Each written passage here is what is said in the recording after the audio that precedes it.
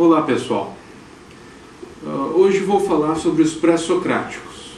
Pré-socráticos são os filósofos que antecederam Sócrates.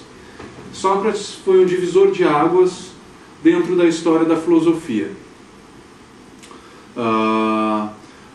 Hoje temos a filosofia posterior a Sócrates, não é? Porém, já havia começado a filosofia antes de Sócrates, não é?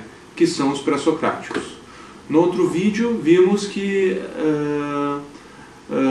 antes dos pré-socráticos, não é? Antes da filosofia em si, havia a mitologia, né? O pensamento mítico na Grécia, não é? O pensamento homérico, não é? Sobre deuses, e nesse pensamento os fenômenos naturais eram causados por deuses. Se não eram causados, então eram deuses, não é? Posteriormente, com a advinda dos pré-socráticos, os fenômenos não eram mais delegados a deuses. Agora, os pré-socráticos buscavam uma explicação racional para explicar o mundo, não é? Bom, os pré-socráticos podem ser divididos basicamente em 4 subdivisões, não é? Os milesianos, os eleatas, os pitagóricos e os atomistas, né? Então, vamos começar pelos milesianos. Milesianos por causa da cidade de Mileto, né? E constituem, são 3 pensadores milesianos principais, digamos assim, né? Oficiais, dentro da história. Tales, Anaximandro e Anaxímenes. A preocupação principal dos milesianos era explicar a constituição, ou melhor, o elemento que constituía fundamentalmente a matéria, não é? Aristóteles vai dizer que, por causa dos milesianos, os pré-socráticos eram fisicistas ou naturalistas. Por quê? Porque a preocupação principal era explicar o que constituía fundamentalmente a matéria, não é? Então, os milesianos vão delegar ao elemento fundamental, sendo o elemento fundamental da matéria, por exemplo, a água ou o ar, né? Tales vai dizer que a matéria é constituída fundamentalmente de água. E já Anaxímenes vai dizer que o elemento fundamental da natureza é o ar.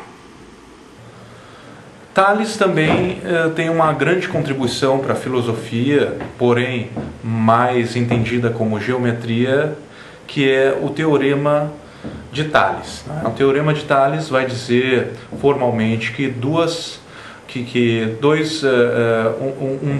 uma linha traçada cruzando 2 paralelas vão ter 2 ângulos iguais, não é? Se nós transpormos esse teorema à linguagem, então vamos ter que toda a comunicação é explicada pelo Teorema de Tales. Porém, isso é uma tese mais profunda, digamos assim, e não vamos entrar. Bom, depois dos milesianos, ainda nos pré-socráticos, temos os eleatas. Os eleatas são eleatas por causa da cidade de Eleia, né? E temos aí, portanto, Parmênides, Zenão e Melisso, não é? O principal é Parmênides, não é? Parmênides pode-se dizer de certa forma que é o pai da filosofia ocidental, não é? Ou melhor, digamos, da corrente da filosofia ocidental escolhida, não é? Bom, a tese de Parmênides é que o mundo, o ser em geral, uma frase famosa dele é: o ser é e o não ser não é, não é? Então, o ser em geral é imóvel e uno. O que é isso? Por que é o uno? Porque a multiplicidade que nós vemos no mundo seria uma ilusão. Não existe multiplicidade. Tudo é um, não é? Tudo é constituído da mesma matéria, tudo é um, tudo é ser. O que não é ser é o não ser, e o não ser não é. O não ser não existe, né? Então tudo que existe é ser. E se é ser, se tudo é ser, então tudo é um, porque o ser é um, não é? Então essa é a tese fundamental da unicidade do ser de Parmênides, né? Além disso, ele vai dizer que o ser é imóvel, não é? O movimento que nós vemos no mundo também é uma ilusão. A multiplicidade e o movimento são ilusões para Parmênides, não é? Na verdade, o ser é uno e imóvel, não é? Então, o movimento seria uma ilusão, né? Zenão, discípulo de Parmênides, vai fazer vai demonstrar com um paradoxo, né, que racionalmente o movimento é impossível, não é? Então, se eu atiro uma flecha numa mira, né, distante, essa flecha vai ter que percorrer toda a distância para chegar ao fim, não é? Vai ter que se movimentar toda a distância para chegar ao fim, não é? Mas se ela vai ter que se movimentar toda a distância, então ela vai ter que se movimentar a metade da distância. Beleza. Se ela vai ter que se movimentar a metade da distância, então ela vai ter que se movimentar a metade da distância. Beleza. E se ela vai ter que se movimentar a metade da distância, então ela vai ter que se movimentar a metade da distância, infinitamente. Ou seja, racionalmente, através do paradoxo de Zenão, o movimento é uma ilusão, não é? Porque a flecha não sai do lugar racionalmente, já que ela tem que percorrer todas as metades da distância. Não é? Bom, então essa é a tese fundamental dos eleatas. Depois temos os pitagóricos, não é? Os pitagóricos acreditavam que a constituição fundamental do mundo são os números, não é? Os números. Os números são o fundamento do mundo, não é? Tudo é número, tudo são números, não é? Tudo é constituído de números, não é? Pitágoras, muito conhecido, além de filósofo, era um matemático, não é? Então, Pitágoras percebeu no mundo padrões, não é? Padrões de fenômenos e padrões enfim, de movimentos, não é? E esses padrões mostram a Pitágoras uma harmonia do mundo, não é? Então, através dessa harmonia, ele vai, assim como os números são harmônicos, vai derivar a tese de que os números são o fundamento do mundo, não é? E, enfim, além dessa tese metafísica, né, a gente pode dizer que os pitagóricos também tinham uma doutrina moral muito forte, não é? Para se entrar na escola de Pitágoras, tinha que ter uma moralidade bem forte, não é? Bom, depois dos pitagóricos temos os atomistas, não é? E qual é a tese principal dos atomistas?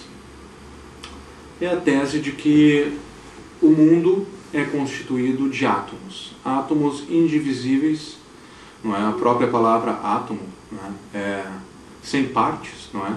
É algo que é indivisível. Então, o mundo seria constituído materialmente por átomos, não é? Temos aí Demócrito e Leucipo, né? Eles viam a poeira, por exemplo, a poeira que se unia no bater, no raio de sol que entrava pela janela, e viam ela, enfim, dançando no espaço e se reunindo umas às outras, e tomaram isso como um exemplo do atomismo, né, como tese metafísica.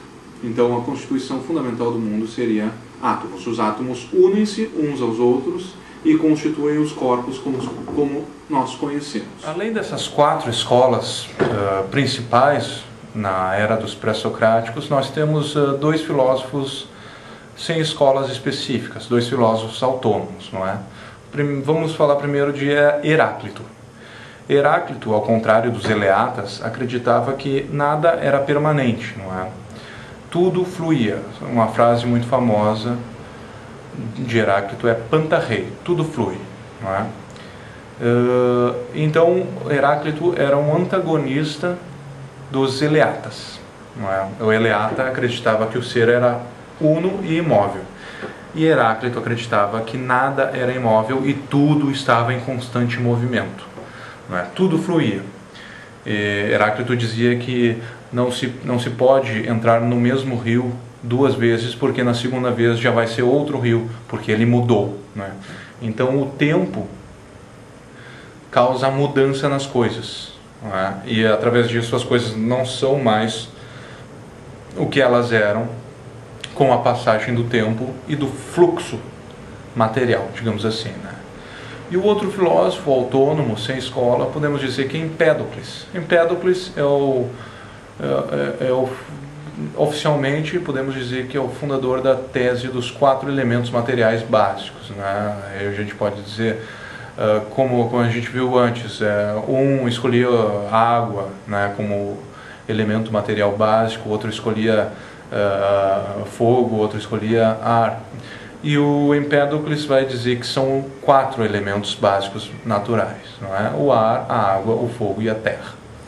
Então todas as coisas que existem materialmente são derivadas e são misturas, são composições desses 4 elementos básicos. Até mais.